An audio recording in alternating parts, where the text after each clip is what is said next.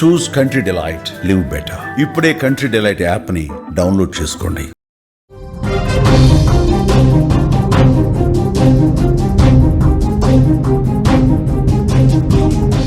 తెలుగు రాష్ట్రాల్లో భారీ వర్షాలు పడుతున్నాయి. జలమయమైపోయాయి విశాఖ, హైదరాబాద్.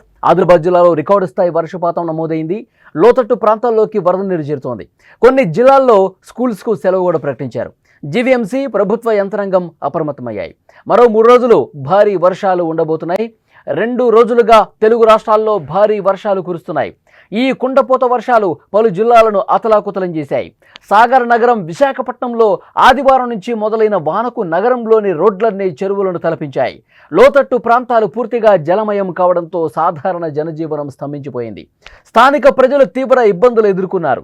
విశాఖ నగరంలో 5 సెంటీమీటర్ల వర్షపాతం నమోదు కాగా, గాజువాక, పెదగంట్యాడలో ఏకంగా 6 సెంటీమీటర్ల వర్షం నమోదైంది.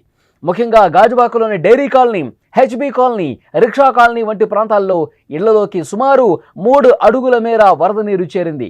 జ్ఞానాపురం, చిలకపేట, వన్ టౌన్ ఏరియాల్లో వరద ఉధృతికి రాకపోకలు నిలిచిపోయాయి.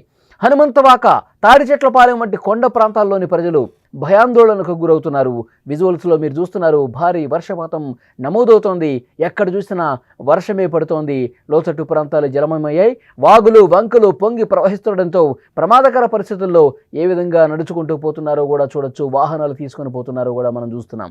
భారీ వర్షాల నేపథ్యంలో జీవీఎంసీ అధికార యంత్రాంగం అప్రమత్తమైంది. భారత వాతావరణ శాఖ మరో 3 రోజుల పాటు భారీ వర్షాలు, ఉరుములు, బలమైన గాలులు వీచే అవకాశం ఉందని స్పష్టంగా హెచ్చరించింది. దీంతో జీవీఎంసీ కమిషనర్ కేతన్ గార్గ్ అధికారులతో సమీక్ష చేపట్టారు. అత్యవసర సహాయక చర్యలు తీసుకోవాలని, అన్ని విభాగాలు సిద్ధంగా ఉండాలని ఆదేశించారు.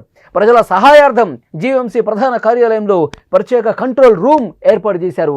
బాధితులు తమ సమస్యలను 180042500009 మళ్ళీ చెప్తున్నాను, 180042500009 అనే టోల్ ఫ్రీ నంబర్కు ఫోన్ చేసి తెలియజేయవచ్చని కమిషనర్ సూచించారు. లోతట్టు ప్రాంతాలు, శిథిలావస్థలో ఉన్న ఇళ్లలోని ప్రజలను సురక్షిత ప్రాంతాలకు తరలించేందుకు పాఠశాలలు, కమ్యూనిటీ హాళ్లను పునరావాస కేంద్రాలుగా సిద్ధం చేశారు.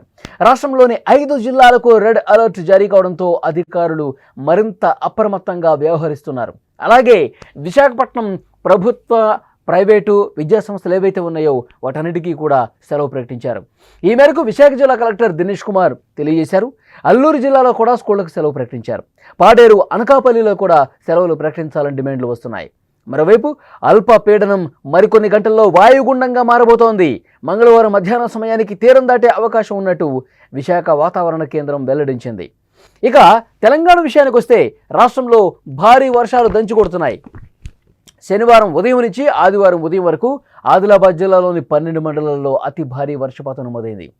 జిల్లాలోని తాంసీలో 17.2 సెంటీమీటర్లు, తలమడుగులో 16.4, మావాలలో 16 సెంటీమీటర్ల వర్షపాతం నమోదైంది. సాత్నాలలో 15.6, సిరికొండలో 14.8, గుడిహత్నూరులో 14.7, ఆదిలాబాద్ అర్బన్ మండలంలో 14.4, ఇంద్రవేలిలో 13.7, బోరోజులో 13.6, జైనదులో 13, ఇచ్చోటలో 12.6, ఆదిలాబాద్ రూరల్లో 12.6 సెంటీమీటర్ల వర్షపాతం నమోదైంది. నిర్మల్ జిల్లాలో కూడా ఆదివారం భారీ వర్షమే కురిసింది. సారంగాపూర్ మండలంలో 13 సెంటీమీటర్లు, తానూరు మండలంలో 10 సెంటీమీటర్ల వర్షపాతం నమోదైంది. మేడ్చల్, మల్కాజ్గిరి జిల్లా ఘట్కేసర్లో ఆదివారం రాత్రి 8:50 నుంచి 10 గంటల వరకు భారీ వర్షపాతం నమోదైంది.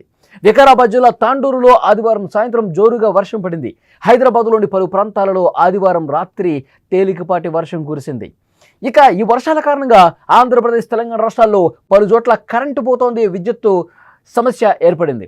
రహదారులపై వరద నీరు భారీగా నిలిచిపోవడంతో ట్రాఫిక్ పూర్తిగా స్తంభించింది. నగరాలు, పట్టణాల్లోని లోతట్టు ప్రాంతాల ప్రజలు తీవ్రంగా ఇబ్బంది పడుతున్న పరిస్థితి ఉంది.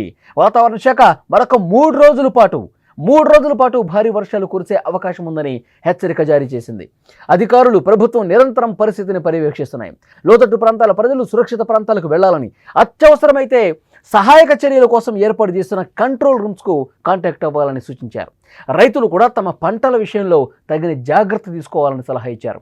ప్రాణ ఆస్తి నష్టం జరగకుండా అధికార యంత్రాంగం అన్ని చర్యలు చేపట్టింది. సహాయక బృందాలను సిద్ధం చేసి అదనపు బలగాలను అందుబాటులో ఉంచింది. విజువల్స్లో మీరు చూస్తున్నారు.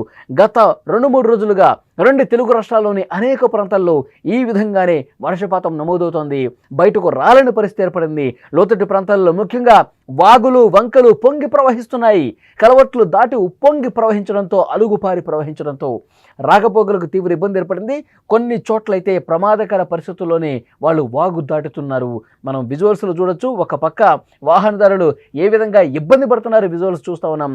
ఆ వాగులో ఏ విధంగా నడుచుకుంటూ వస్తున్నారు, వాహనాలు తీసుకుంటూ వస్తున్నారు విజువల్స్లో మనం చూస్తున్నాం. 2 తెలుగు రాష్ట్రాల్లో చాలా చోట్ల ఇలాంటి ప్రమాదకర పరిస్థితుల్లోనే చిన్న చిన్న పిల్లల్ని తీసుకుని కూడా వాళ్ళు అంతే ప్రమాదంగా వాగులు దాటుతున్నటువంటి సిచ్యువేషన్ కనిపిస్తోంది. చెప్తున్నారు, వర్షాలు పడే సమయంలో అధికారులు చాలా స్పష్టంగా హెచ్చరిక జారీ చేస్తున్నారు. వర్షాలు పడే సమయంలో ఎవరూ కూడా దయచేసి బయటకు రావద్దు. ముఖ్యంగా ప్రమాదకరమైనటువంటి ప్రాంతాలలో మీరు వాహనాలతో ముందుకు రావద్దు. ఈ పట్టణాల్లో అయితే విపరీతంగా ట్రాఫిక్ జామ్ అవుతుంది కాబట్టి రోడ్ల మీదకి రావద్దు అని చెప్పి చాలా స్పష్టంగా హెచ్చరిస్తున్న పరిస్థితి.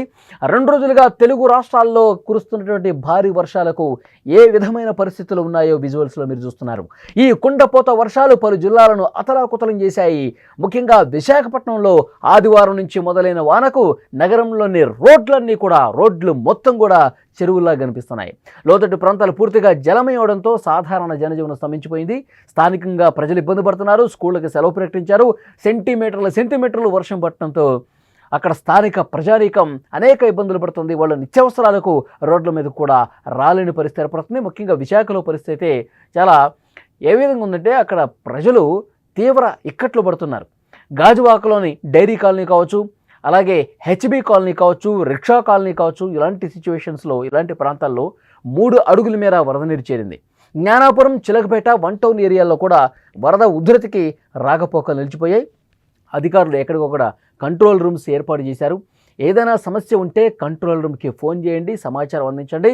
అధికారులు హుటాహుటిన అక్కడ చర్యలు తీసుకోవడానికి అవకాశం ఉంటుందని చెప్తున్నారు. ఇటు తెలంగాణ కావచ్చు, ఆంధ్రప్రదేశ్ కావచ్చు, 2 చోట్ల కూడా ముఖ్యంగా మరొక 2-3 రోజుల పాటు ఇదే విధమైన పరిస్థితి ఉంటుంది. అప్రమత్తంగా ఉండాలి అని చెప్పి చాలా స్పష్టమైన హెచ్చరిక జారీ అవుతోంది.